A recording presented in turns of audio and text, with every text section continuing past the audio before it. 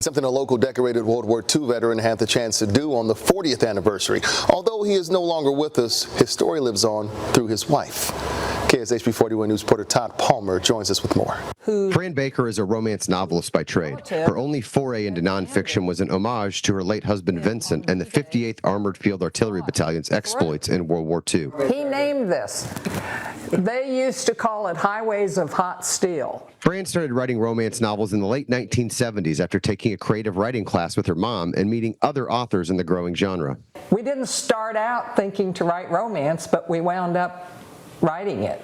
Vincent became a Jackson County Circuit Court judge in 1981, but that didn't stop his friends from teasing him about Fran's books. The guys would give him the nudge. Because I think they thought, But Hot Steel was different. Vincent didn't talk much about the war until after returning to Normandy for the 40th anniversary of D-Day in 1984. And this is the LCT he was blown off of, LCT 29 on D-Day. With the 58th, Vincent served as a forward artillery observer in some of the war's bloodiest campaigns in North Africa, Italy, and Northern Europe after D-Day. General Omar Bradley thought they were the best artillery in the Army, and they were. I mean, the things they did, it's just incredible. Fran came across boxes packed with mementos and documents in the basement. And the more I put together, the more I found. And I said, well, these have to go to the D-Day Museum, all of it.